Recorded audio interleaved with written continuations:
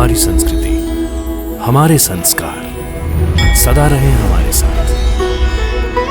भारत की पुरातन गाथाएं और महान संतों की वाणी। सब्सक्राइब करें तिलक कथाएं। आपको आश्रम की देखभाल करने के लिए रखा गया है और आप यहाँ बैठकर बांसुरी बजा रहे हैं। आपको पता है कि आश्रम में आज एक नई भर्ती हुई है और उन्हें अभी तक एक कमरा नहीं मिला। अंधी हैं बेचारी। कहीं ये लोग भी मेरी तरह नाटक तो नहीं कर रहे? बेचारी का परिवार बिखर गया है। उर्मिला कहाँ है? और फिर सासू माँ यहाँ आश्रम में रहने क्यों आई हैं? हमारा घर, राजेंद्र साइकिल और पिताजी वो कहाँ है? चिंता मरते दम तक इंसान का साथ देती है।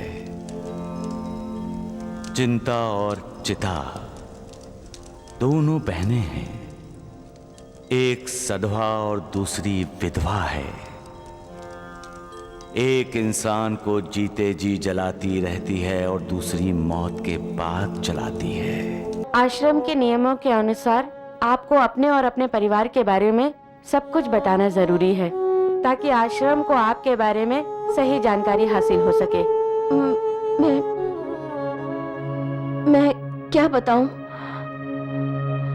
मैं बहुत बुरी औरत हूँ। मैंने हमेशा बुरा ही सोचा है और बुरा ही किया है,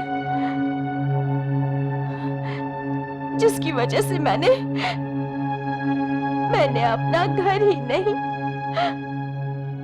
अपनी बेटी का घर भी उजाड़ दिया है।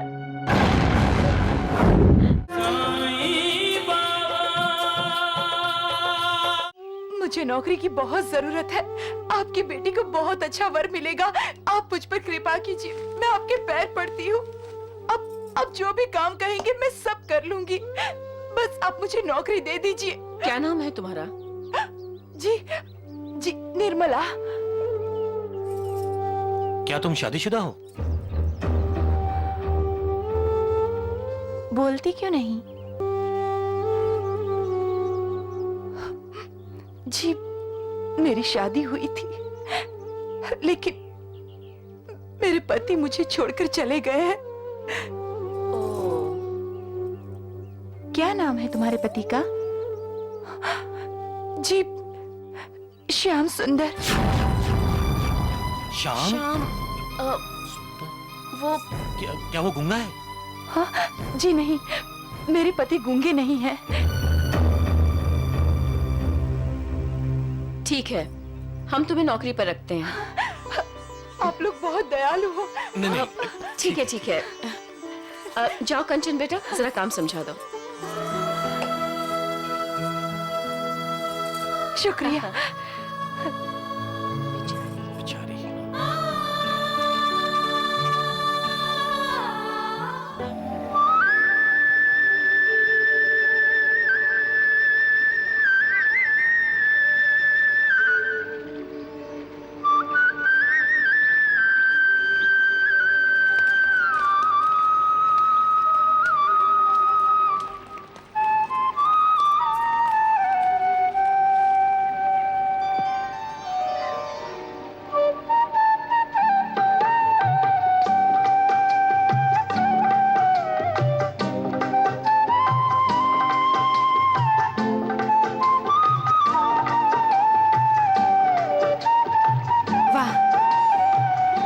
कितनी मधुर और अच्छी धुन है।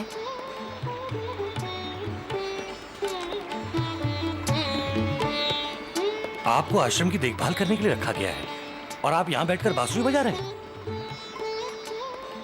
आपको पता है कि आश्रम में आज एक नई भर्ती हुई है और उन्हें अभी तक एक कमरा नहीं मिला।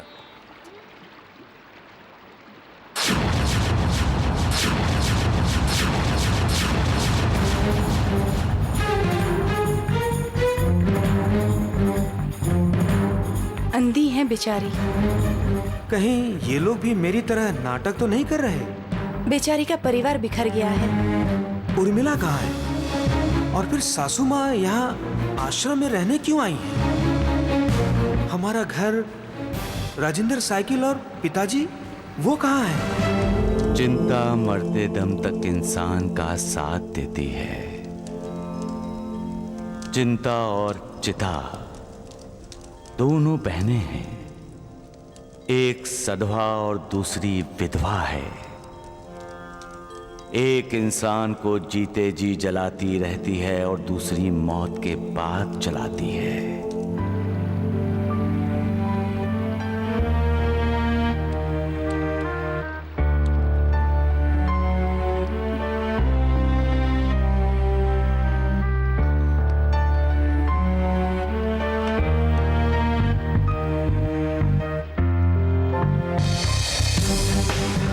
इन्हें मैं पत्थर से टकराता हूँ, अभी पता चल जाएगा कि ये अंधी हैं या अंधी होने का नाटक कर रही हैं।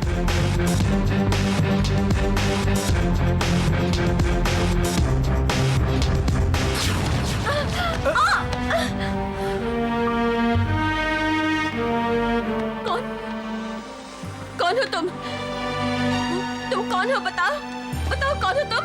कौन हो? ये श्याम सुंदर है, हमारे आश्रम की देखभाल करता है। श्याम सुंदर बेचारा गूंगा है। सच को परखना कोई मामूली बात नहीं है। जो हमेशा झूठ का सहारा लेता है, झूठ बोलता है, झूठ की राह पर चलता है, वो इंसान सच को कैसे पहचान सकता है? ऐसे इंसान के सामने सच आ भी जाए तब भी वो सच को सच मानने के लिए तैयार नहीं होता। उसे सच भी झूठ लगता है। सच एक शक्ति है, एक अग्नि है, मालिक का तेज है, ओज है। सच की राह पर चलना एक कठोर तपस्या है। जो लोग ऐसी तपस्या करते हैं वो ही सच को स्वीकार कर सकते हैं।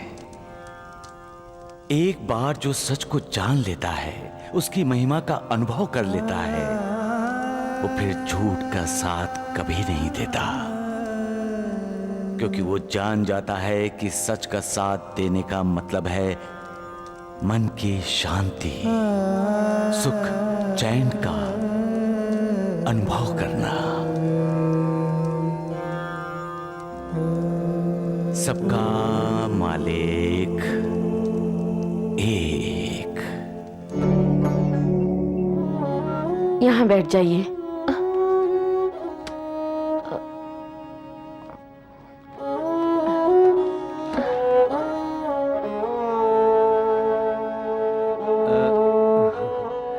देविका जी, आश्रम के नियमों के अनुसार आपको अपने और अपने परिवार के बारे में सब कुछ बताना जरूरी है, ताकि आश्रम को आपके बारे में सही जानकारी हासिल हो सके। मैं क्या बताऊं? मैं बहुत बुरी औरत हूं। मैंने हमेशा बुरा ही सोचा है और बुरा ही किया है, जिसकी वजह से मैंने अपना घर ही नहीं, अपनी बेटी का घर भी उजाड़ दिया है। मुझसे तंग आकर मेरे पति ने घर छोड़कर संन्यास ले लिया है। मेरे कारण हमारा कारोबार, घर-बार सब नीलाम हो गया है और हम बेघर होकर सड़क पर आ गए हैं।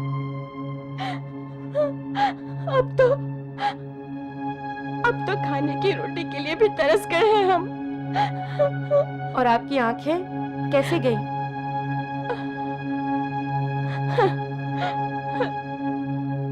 बुरे कर्म करेंगे तो फल बुरा ही मिलेगा ना। गुलाल उड़कर आंखों में चला गया, इसलिए भगवान ने मुझसे मेरी आंखों की रोशनी छीन ली है।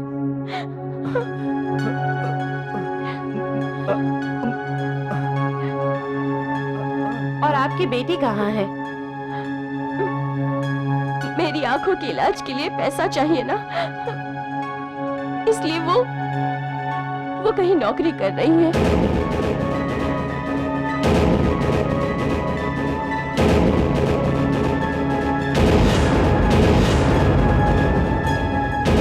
कहाँ होगी मेरी निर्मला? कैसी होगी? भगवान, मेरी निर्मला की रक्षा करना। उसके सारे दुख मुझे दे दे। उसे कोई कष्ट मत दो भगवान, उसे कोई कष्ट मत दो। पति पत्नी यानी दो शरीर एक आत्मा। एक को ठोकर लगती है तो दर्द दूसरे को होता है। एक घायल होता है तो आहट दूसरे के मुंह से निकलती है। एक खुश होता है तो मुस्कुराहट दूसरे के चेहरे पर आ जाती है। ये रिश्ता तय उस मालिक के यहां होता है और पति पत्नी मालिक की बनाई इस दुनिया में अपना योगदान देने के लिए ही आते हैं। दोनों में मतभेद भी होते हैं, झगड़े भी होते हैं, लेकिन ये सब पानी के बुलबुले की तरह जल्दी ही खत्म हो जाते हैं, क्योंकि शादी से सहजीवन की इमारत प्यार की नींव पर खड़ी होती है और वो प्यार ही सारे झगड़े, सारे मनमुटाव, सारे मतभेद मिटा देता है। प्यार ही एक दूसरे को क्षमा कर देता है। ये रिश्ता जन्म जन्म का है, जो किसी भी मतभेद या झगड़े से नहीं टूट सकता। इसे तो जन्म जन्मांतर तक निभाना ही है। सबका मालिक एक। अरे कंचन बेटी, तुम यहाँ बैठी हो? हम पूरे घर में तुम्हें ढूंढ रहे थे। क्या बात है माँ? अरे तुम्हारे लिए लड़का देखा है, देखो।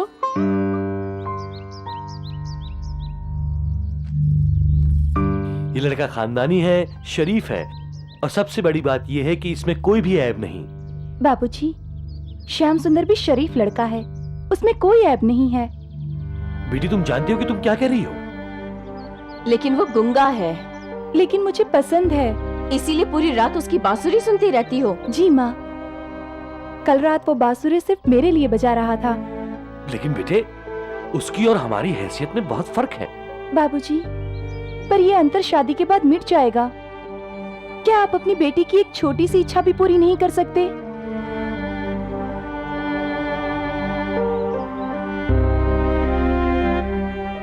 ठीक है, अब चलो भी। राजेंद्र साइकिल्स का हिसाब किताब देखने जाना है मुझे। ठीक है। चलिए। जी, ये राजेंद्र साइकिल्स वो हमारी कंपनियों में से एक है।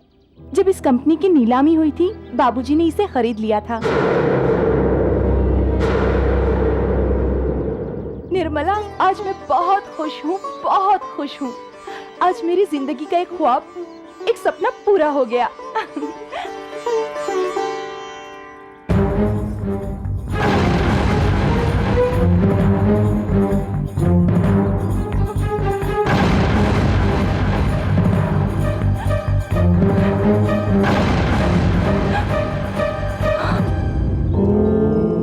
इंसान को देव या दानव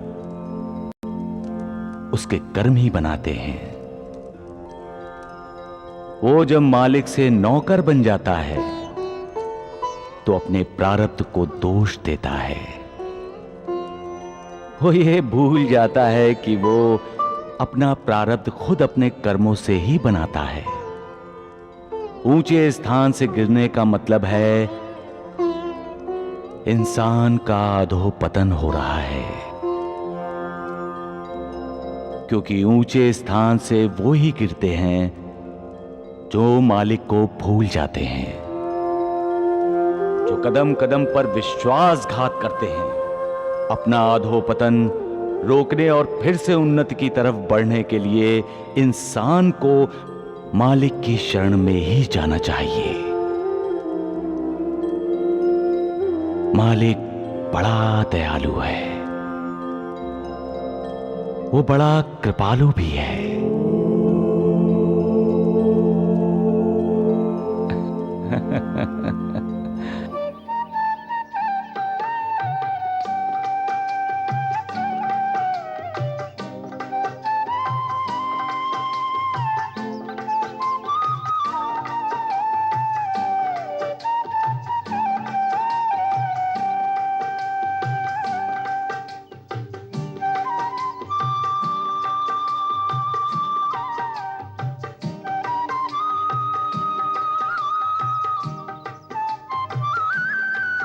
वाह वाह,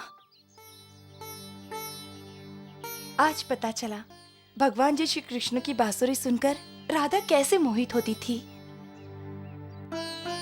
श्याम सुंदर, तुम्हारी बांसुरी के सुर सचमुच दिल की तारों को छेड़ते हैं। मैं तो अपना गम भुलाने के लिए बांसुरी बजाता हूँ। श्याम सुंदर, तुम दिल के बहुत अच्छे हो, इसलिए बांसुरी भी बहुत अच्छी बजाते हो। तुम मुझे नहीं जानती कंचन, मुझसे बुरा कोई नहीं होगा। जिन्होंने मुझे जिंदगी में सब कुछ दिया, मेरा घर बसाया, मैंने उन्हीं का घर उजाड़ दिया, उन्हीं की जिंदगी में आग लगा दी।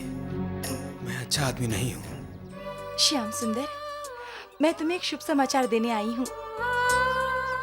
बाबूजी ने हमारी शादी के लिए हाँ कर दी है। श्याम सुंदर, बाबूजी ने हमारी शादी का मुहूर्त भी निकलवा लिया है। अरे वाह बेटी, किसकी शादी का मुहूर्त निकला है बेटी? हमारी शादी का, मेरी और श्याम सुंदर की। अरे वाह, ये तो तुमने बहुत अच्छी खबर सुनाई। मौसी जी, हम दोनों का आशीर्वाद दीजिए। हाँ, खुश रहो, खुश रहो बेटे। मैंने अपने दामाद श्याम सुंदर की खुशियां छीन ली हैं।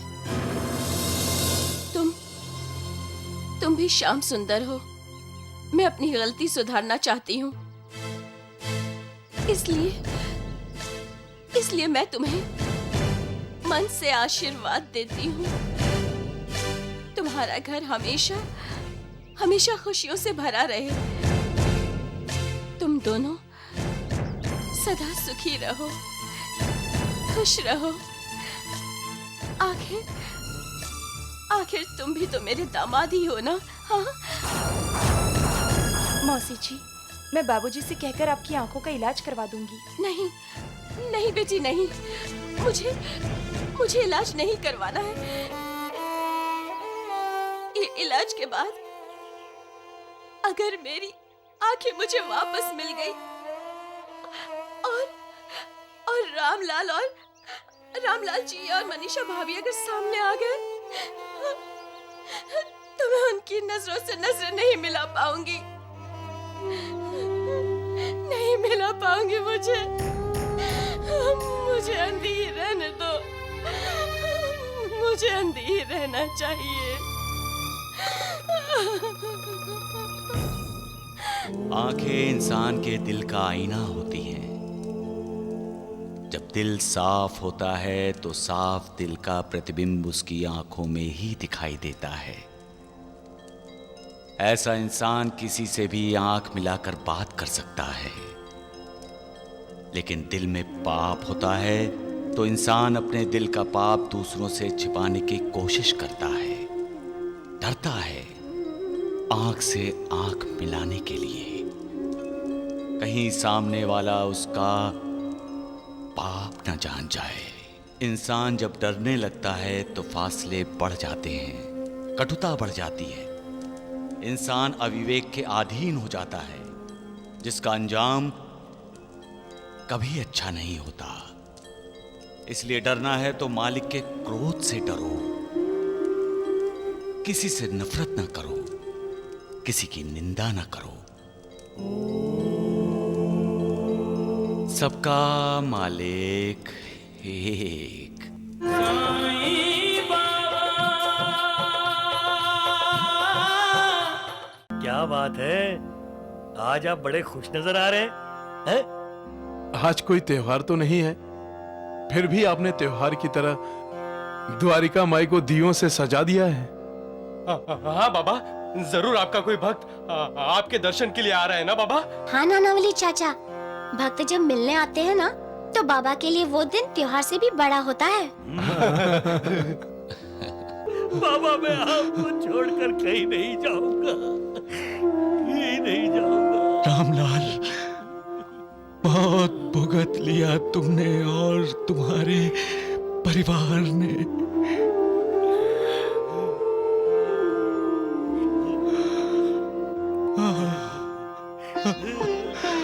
उठो रामलाल,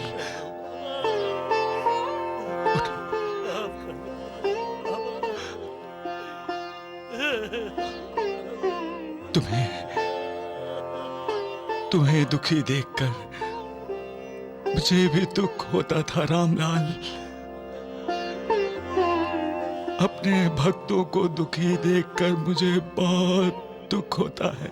हमेशा आपका साथ रहा है बाबा।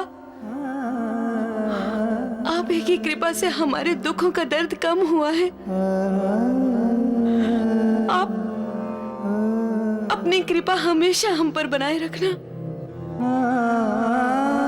हाल कैसा भी हो, अपने मालिक पर हमारा विश्वास, हमारी श्रद्धा, हमारा भरोसा हमेशा बना रहे। साईं राम साईं श्याम दुख भंजन तेरो नाम। हे साईनाथ तेरे आने से, हे साईनाथ तेरे आने से हुआ धन्य ये धरती धाम धाम। साईं राम साईं श्याम दुख भंजन तेरो नाम। साईं राम साईं श्याम दुख भंजन तेरो नाम। सुख धाम धन धाम साईं राम साईं श्याम। गुण धाम यश धाम साईं राम साईं श्याम। ओ भक्त वत्सल दीन बंधु बाबा तुझे प्रणाम। साईं बाबा तुझे प्रणाम।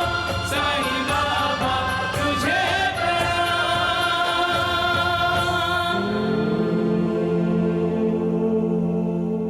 देवा, क्या बात है, आज आप बड़े खुश नजर आ रहे हैं? आज कोई त्योहार तो नहीं है, फिर भी आपने त्योहार की तरह द्वारिका माई को दियों से सजा दिया है। हाँ बाबा, जरूर आपका कोई भक्त आपके दर्शन के लिए आ रहा है ना बाबा? हाँ नानावली चाचा, भक्त जब मिलने आते हैं ना तो बाबा के लिए वो दिन त्योहार से भी बड़ा होता है। कौन आने वाला है साईनाथ? साईनाथ महाराज की, साईनाथ महाराज की, साईनाथ महाराज की, साईनाथ महाराज की, साईनाथ महाराज की, साईनाथ महाराज की, साईनाथ महाराज की।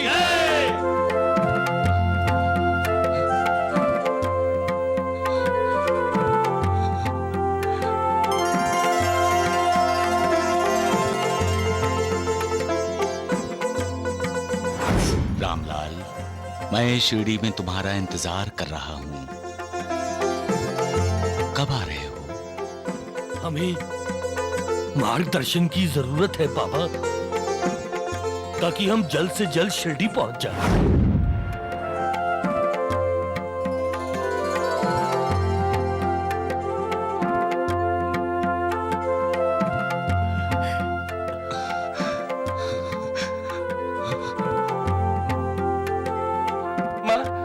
मुझे भूख लगी है, खाना दो ना।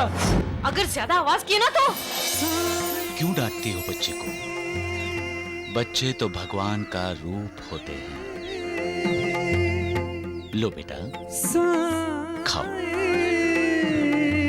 अपनी भूख मिटा लो, ताकि तुम्हारी माँ को भी तसल्ली हो जाए।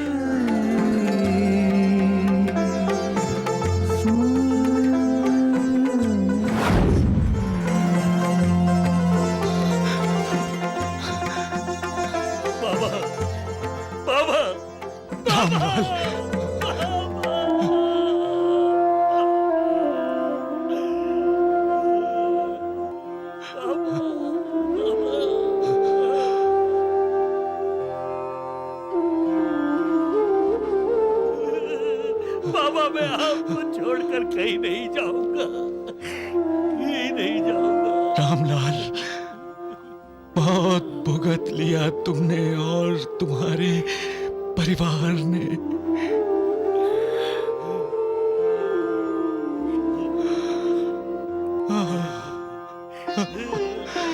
उठो रामलाल,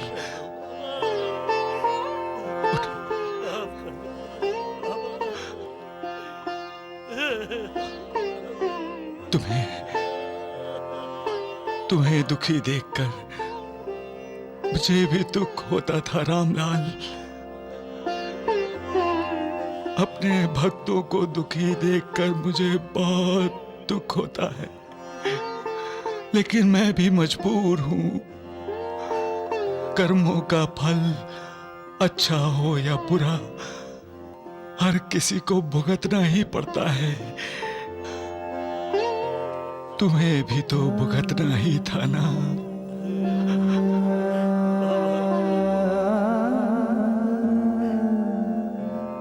मनीषा बेटी, बहुत नाराज होना हमसे। नहीं बाबा, मुझे माफ कर दीजिए।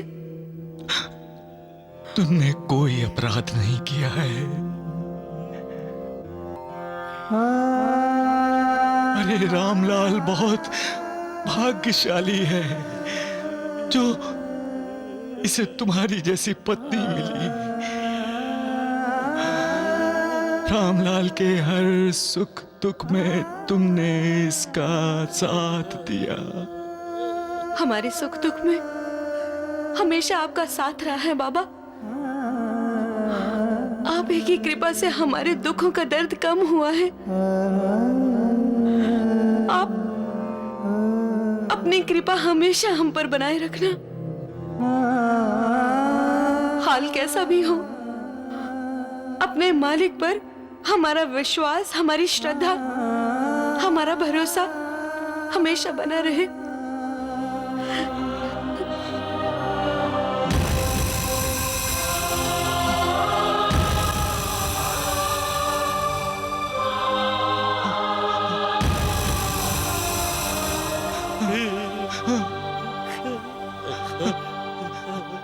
नहीं नहीं बाबा, रामलाल, बाबा नहीं, बाबा नहीं, नहीं नहीं बाबा नहीं, नहीं। इधर बैठो, बैठो बैठो। नहीं, नहीं बाबा।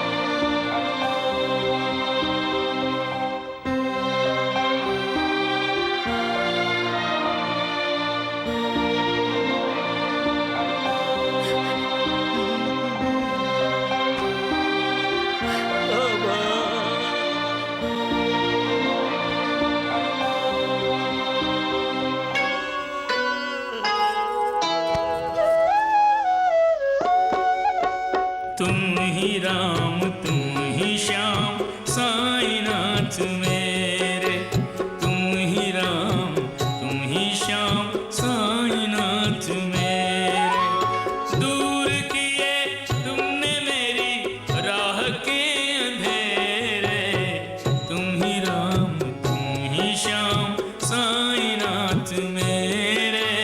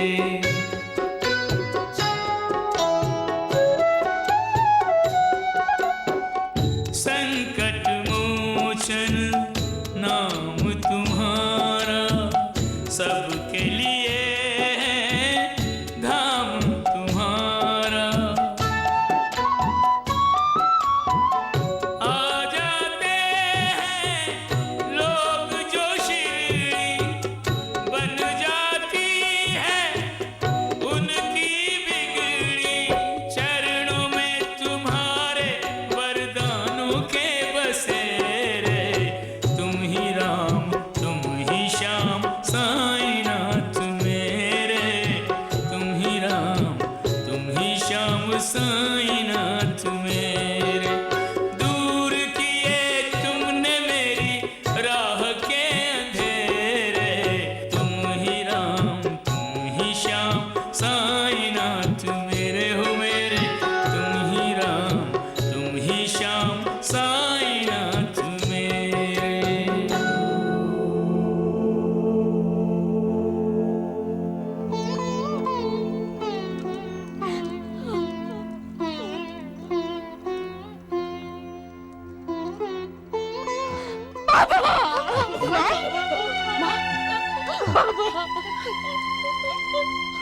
मुझे माफ कर दीजिए। मैं जानती हूँ, मैं जानती हूँ कि मैंने बहुत पाप किए हैं, मैंने बहुत जुल्म किए हैं बाबा। बाबा, इसके लिए चाहे मुझे कोई भी सजा दे दे, लेकिन एक बार, सिर्फ एक बार बाबा, आपके दर्शन के लिए मुझे मेरी आंखें लौटा दे। बाबा, मुझे मेरी आंखें लौटा दे। चाहे आप मुझे हमेशा के लिए अंधी बना दे, बाबा मुझे क्षमा कर दे। बाबा मुझे क्षमा कर दे।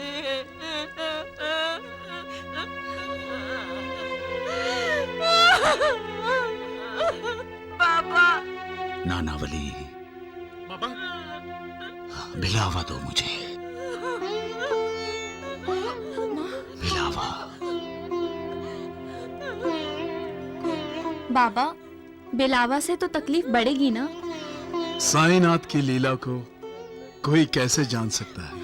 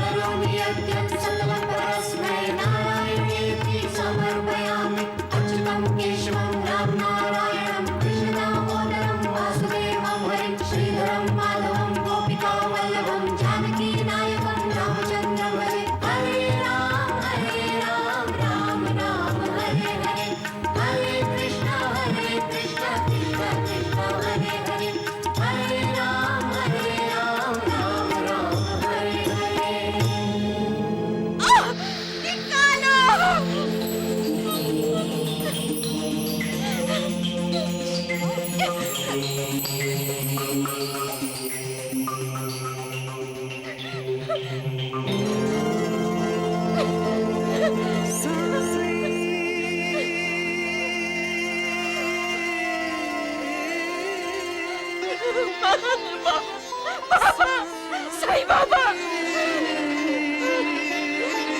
बाबा, मैं देख रही हूँ साईं बाबा को।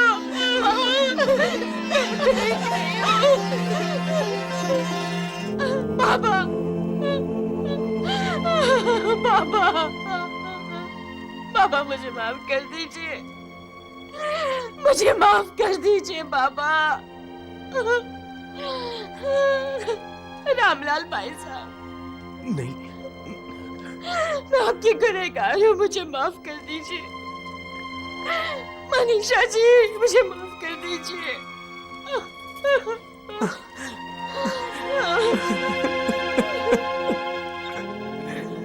जब बाबा ने आपको माफ कर दिया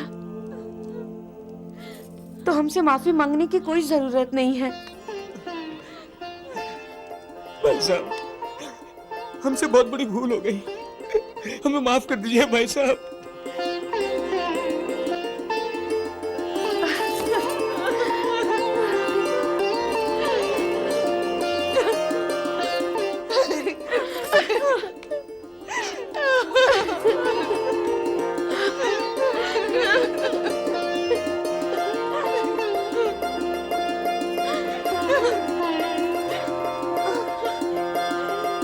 याद रखो, दूसरों को कभी दुख मत दो, उन्हें खुशी दो, उनकी खुशियां छीनो मत। किसी की निंदा ना करो, किसी से नफरत ना करो। प्यार लोगों को करीब लाता है, नफरत दूर ले जाती है। स्वार्थी मत बनो, मेहनत करके अपनी रोजी रोटी कमाओ, पैसे के पीछे मत भागो। ईश्वर को पाने की कोशिश करते रहो, भला होगा। ये रामलाल और उसका परिवार है। भाग्य ने रामलाल की कठोर परीक्षा ली, उसके सामने एक नहीं, दो नहीं, बहुत सी कठिनाइयां खड़ी की। इसका सब कुछ छीन लिया इससे, यहां तक कि रामलाल ने अपनी आंखें भी खो दी। रामलाल की जगह कोई दूसरा होता तो उसकी श्रद्धा, उसका विश्वास डगमगा जाता, लेकिन रामलाल की श्रद्धा, उसका विश्वास ना डोला, ना डगमगाया। इसकी अटूट श्रद्धा की वजह है इसके पास सब्र का होना, और उस सब्र की वजह से इसकी भक्ति में कोई बाधा नहीं आई। जो भी हालात हुए, उनका सामना करते हुए इसने मालिक की पूजा की, उसकी आराधना नहीं छोड़ी। और देखो, अब मालिक की कृपा और आशीर्वाद रामलाल के साथ है। तुम्हारा पूरा परिवार इकट्ठा हो गया है। पहले की तरह एक साथ रहकर, मिलजुल कर अपना व्यवसाय शुरू करो। तुम्हारा कल्याण होगा।